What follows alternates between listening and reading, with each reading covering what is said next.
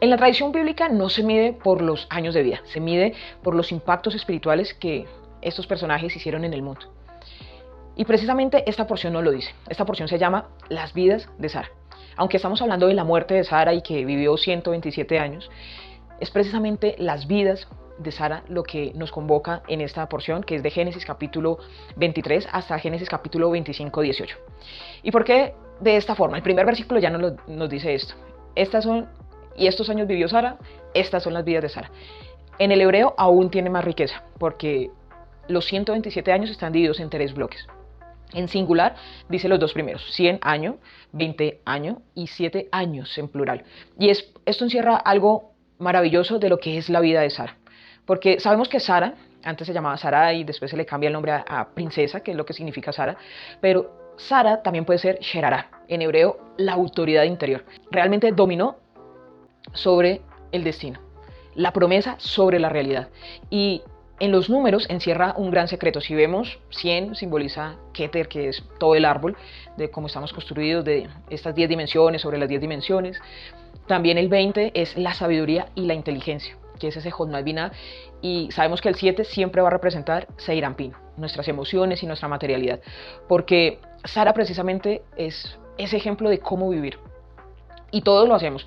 En nuestra vida tenemos diferentes vidas. Un momento fue cuando estuviste en el colegio, otro momento cuando estabas en la universidad, cuando estabas casado, cuando cambiaste de empleo, cuando tuviste tu primer hijo, tu primer nieto.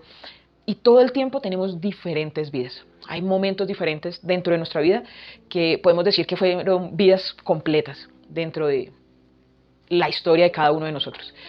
Y esto que nos demuestra Sara, de estos 127 años, de esos 100, 20 y 7 años, es precisamente que lo que importa es ese impacto espiritual, de cómo estamos viviendo. Ahora, desatándose esto, pues claramente está todo lo que pasa alrededor de la muerte de Sara. Como ya vemos acá, la historia inicia con, y estos años vivió Sara, porque había muerto a los 127, pero también vemos que la Biblia tiene todas estas historias con el propósito de que tengamos también una salud mental estable, que simplemente podamos afrontar las cosas de la vida y que todas estas historias nos llevan a tener un ejemplo de qué hicieron ellos y de cómo Dios les guió para que al final salieran victoriosos de una angustia, de un duelo, de un dolor. Y acá lo que vemos es que hay un duelo de las personas que están alrededor. Abraham acaba de perder a su esposa, Isaac acaba de perder a su mamá. Pero aún en el Zohar aparece toda una sección hablando de los 400 shekel porque estamos hablando de la compra de Macpelá. Y pasamos en este caso a ese arraigo físico, ¿sí? La historia de Abraham, Dios le dice, mira el cielo, mira la arena del mar, hasta donde ven tus ojos, la promesa de que va a nacer una nación grande, que todas las familias son benditas en Abraham. Pero Abraham venía de Ur de los Caldeos, peregrino, no tenía nada en la tierra de Canaán. Bueno, fue hasta Egipto, se devolvió. Pero, bueno, de hecho por eso se llamaba hebreo, ya lo habíamos hablado antes.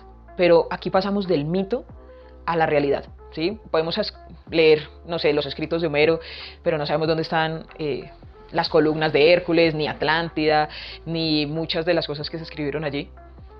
Pero aquí Abraham se asegura, y hasta el día de hoy sabemos que compró la cueva de Macpelá, sabemos que está enterrado allí Abraham, Isaac, Jacob, sus esposas, que es un sitio de peregrinación, que la mayoría del mundo reconoce que allí está enterrado el patriarca Abraham, que es uno de los personajes más importantes de toda la historia, nuestro padre Abraham. Y pasamos de ese mito a una historia, de no tener nada a ese arraigo físico. Y acá tenemos una gran lección, porque Macpelá significa doble, ¿sí? Estamos hablando de la vida y la muerte, del cielo y la tierra, pero también se dice que es la entrada al jardín del Edén. Entonces, el motivo por el cual Abraham decide escoger específicamente la cueva de Macpelá, hay una historia que dice que vio allí una luz siguiendo a uno de sus rebaños. Pero más allá de esto, lo que entendemos es que cuando tenemos algo en lo físico, no es lo físico lo importante, sino cómo se santifica eso físico. Y lo mismo que dice Mateo capítulo 23, ¿sí? Yeshua o Jesús enseñando dice, ¿qué es más importante? ¿El oro que dejas en el altar o el altar que santifica ese oro? Y es justamente aquí lo que estamos hablando de, él paga 400 shekel, pero no importa la suma. De hecho, dentro de la negociación que se ve acá de este inmueble, pues simplemente dice, pero ¿qué son 400 shekel entre nosotros? Porque realmente puede ser que no era una suma muy alta para el momento. Pero más allá lo que vemos es que él tomó algo físico y lo santificó, que hasta hoy es un sitio sagrado de peregrinación, que puedes tomar un vuelo hacia Israel y visitar la cueva, visitar la tumba de Abraham, donde estaba la cueva de Macpelá. Y es precisamente que lo físico no debe pelear con lo espiritual, más bien nosotros como espirituales, al comprar algo físico, al tener finanzas, al tener cualquier cosa, es justamente eso lo que va a santificar lo que tenemos. Si no es el dinero, es cómo se emplea y cómo nosotros desde lo físico también santificamos las cosas. Entonces, eso me gusta mucho de la Biblia. La Biblia no esconde nada, no esconde sentimientos, no esconde sentimientos de duelo, no esconde lo físico, y no es apartarnos de los, para ser más espirituales, sino más bien, ¿quieres demostrar que eres espiritual? Miremos cómo está el tema en lo físico, si lo que tienes está correctamente y está santificando las cosas. Ahora, ¿qué pasa con el duelo en sí? El duelo, en psicología se puede decir que es un duelo consciente, que no es olvidar, sino más bien transformar. Y acá lo que estamos hablando es que la Biblia nos muestra que con esas diferentes historias a tener esa salud mental. Precisamente estas historias nos llevan a sanar, a saber qué hacer y cómo enfrentar las cosas. Y vemos que Abraham no se paralizó. Claro, dice, necesito un sitio donde hacer duelo, y hizo duelo por el tiempo que debía hacerlo, pero también vemos que es un desequilibrio mantener 1 año, 2 años, 3 años permaneciendo en duelo o permaneciendo triste. Ya es un problema psicológico que debe ser tratado. Pero la Biblia nos dice, ok, está bien sentirse triste, pero ¿qué vas a hacer al respecto? Hay que transformar ese dolor en algo positivo, hay que transformar esa pérdida. Y como lo decía alguna vez un gran sabio, que si uno ama verdaderamente, hasta en la ausencia, esa persona es una maestra.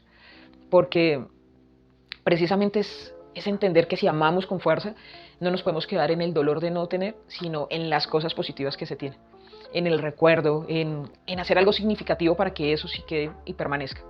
Entonces aquí lo que nos enseña es, ok, hay un duelo, pero no te paralizas, actúas, estás triste todo lo que tengas que estar triste, pero que sea un periodo establecido. De hecho, por eso se establece un periodo exacto de días por este pasaje.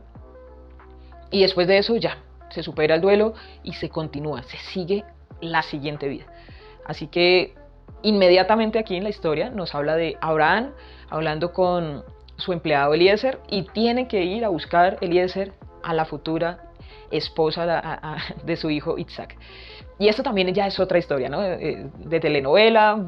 Él va, pone unas pruebas, ve que ella es la más indicada, pero todo esto está encerrado en la bondad. Recordemos que Abraham representa el Gesed, la bondad, y lo que vemos en Eliezer es que todo el tiempo buscó a una persona que fuera bondadosa, que no fuera diferente a lo que era Abraham, que era hospitalaria. Entonces él pide que le den agua, y ella da el agua no solamente a Eliezer, sino que da agua también a los camellos, a sus posesiones.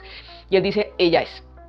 Pero ¿qué nos puede enseñar el pozo, el agua y ese flujo de la sabiduría que representa el agua? Precisamente eso, que nosotros podemos extraer el agua, la elevamos a este mundo para que podamos darla a los demás. Y eso es el principio de la sabiduría, porque no nos podemos quedar sabios en nuestra propia opinión y el conocimiento para llenarnos y llenarnos, sino que precisamente el Mesías dice que para que nuevamente el pámpano dé fruto, tiene que quitársele la fruta, y así mismo va a poder dar más frutos. Entonces ese limpiarse para poder dar más frutos es lo mismo que aparece acá. Yo hago el esfuerzo de sacar la sabiduría, traemos el agua, pero ¿qué sucede?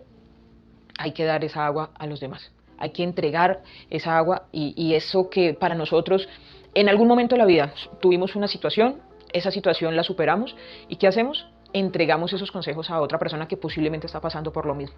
Entonces ya extrajimos esa situación en nuestra vida y la compartimos para que otro esté bien.